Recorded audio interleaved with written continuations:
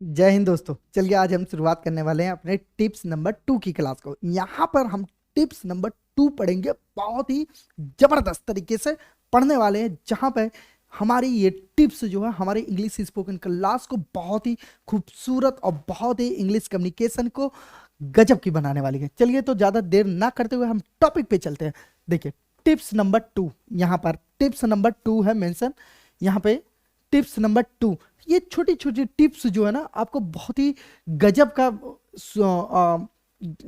Improvement लाने वाली है आपकी इंग्लिश लैंग्वेज में। यहाँ आप देखिए यूज लिखा हुआ है, यूज का मतलब प्रयोग। इस टिप्स का प्रयोग करते हैं किसमें, और ये कौन सी टिप्स है ये भी ध्यान से पहले पढ़ लेते समझ लेते।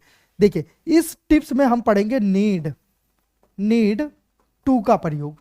आई बात समझ में, नीड टू का प्रयोग पढ़ेंगे इस टिप्स में। नीड टू का पहले नीड का मतलब होता है आवश्यकता, इसकी हिंदी होती है। नीड का मतलब सिर्फ होता है आवश्यकता, ठीक है।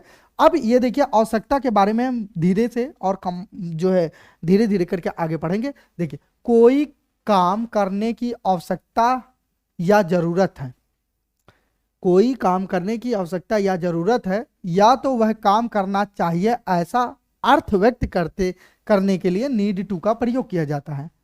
आई बात समझ में?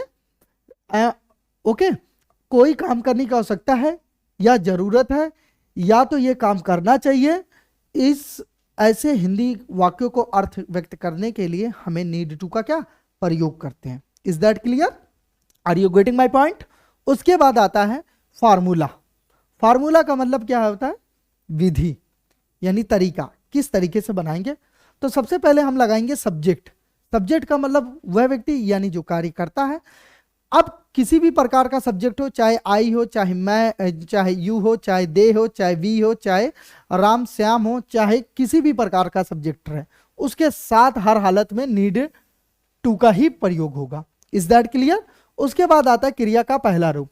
तो मतलब क्रिया का पहला रूप यूज करना है आपको, यानी क्रिया का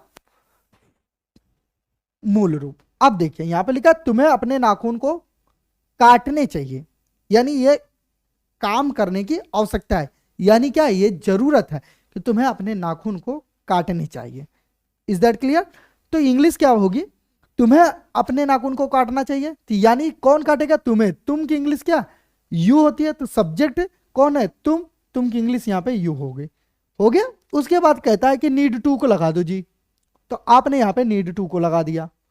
उसके बाद कहता है कि क्रिया का पहला रूप लगाओ जी, आपने यहाँ पे कट लगा दिया, यानी आपने सब्जेक्ट लगा दिया, नीड टू लगा दीजिए, और वर्ब का पहला रूप यानी क्रिया का पहला रूप। उसके बाद कहता है कि जो कुछ प्लस लिखा है यहाँ पे, कहता है जो कुछ बचा है उसके बाद डॉट डॉट में डाल दो जी।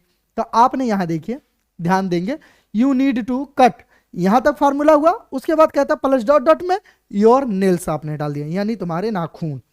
आई बात समझ में? Are you getting my point what I am saying to all of you? उसके बाद आता है नेक्स्ट, तुम्हें ज्यादा मेहनत करने की आवश्यकता है। किसे मेहनत करने की आवश्यकता है? तुम्हें की इंग्लिश यू हो गया, क्योंकि मेहनत करने का काम करो करेगा तुम। अब यहाँ पे नीड टू लगा दिया, किसके अनुसार? इसके अनुसार, फार्मूले के अनुसार। उसके बाद कहता है कि क्रिया का पहला रूप लगाइए। आपने काम करने की अंग्रेजी होती है, मेहनत करने की अंग्रेजी होती है वर्क, काम करने की, तो वर्क हो गया। और उसके बाद क्या? हार्डर लगा दिया, जो कुछ डॉट डॉट में बच रहा है। आगे चलते हैं।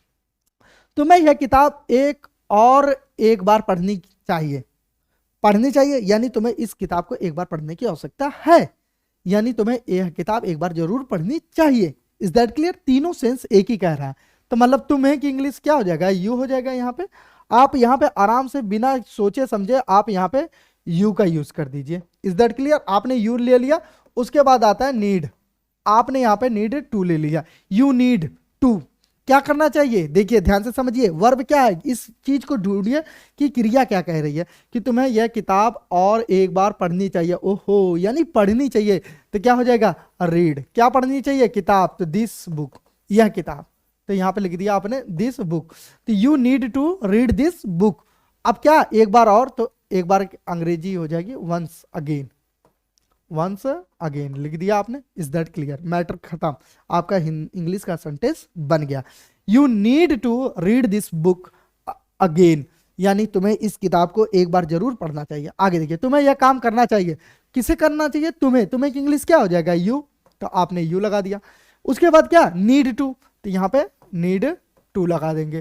क्या करना चाहिए, काम करने, काम करने की अंग्रेजी क्या होती है, वर्क। अगर मान लीजिए इसी के जगह पे राहुल को काम करना चाहिए तो यहाँ पे ऐसे हो जाता, Rahul need to work, need to work, Rahul को यह काम करना चाहिए। ऐसा ब्रिजेश को यह काम करना चाहिए तो यहाँ पे देखिए ब्रिजेश दिया हुआ है, तो यहाँ पे हो जाएगा ब्रिजेश नीड टू वर्क। बस सिंपल सीधा सीधी बात, नो बकवास, साधारण सी बात है। किसी को किसी भी प्रकार की हेडेक लेने की जरूरत आवश्यकता नहीं है। उसे वहां जाने की आवश्यकता है, किसे, उसे की इंग्लिश क्या हो जाएगी, ही, तो यहाँ पे आपने ही लिख दिया। क्या करने की आवश्यकता है, जाने की, तो पहले नीड लिखेंगे और नीड टू लगा दिया आपने, ही नीड टू गो देयर, उसे वहां जाने की आवश्यकता है। बस फुल स्टॉप, बात खत्म। मुझे कुछ पैसों की आवश्यकता है, यानी किसे कुछ पैसों के, उसको, तो ही हो जाएगा। यहाँ पे नीड जो है मूल रूप के वर्ब के मूल रूप में काम करेगा, तो इसीलिए यहाँ पे नीड्स लगेगा, ही नीड्स सम मनी हो जाएगा ऐसे, ही नीड्स सम मनी, क्योंकि यहाँ पे आगे देखिए सलमान को कुछ पैसों की आवश्यकता है, ही नीड्स सम मनी, ऐसे हो जाएगा। सलमान लिख देंगे, बाकी चीजें वैसे लिख देंगे। अगर किसी को नहीं समझ में आ रहा होगा वो कमेंट सेक्शन में बताएगा, मैं नीड्स की पूरी जो है डिटेल्स फिर से बता दूंगा नीड्स के ऊपर। Is that clear? मुझे पूरी उम्मीद होगी कि आप लोगों को यहाँ तक बहुत अच्छे से समझ में आ गया होगा, किसी को किसी प्रकार की दिक्कत नहीं आई होगी। Is that clear? पूरी उम्मीद होगी। तब तक के लिए tata bye bye, thank you so much, जय हिंद दोस्तों।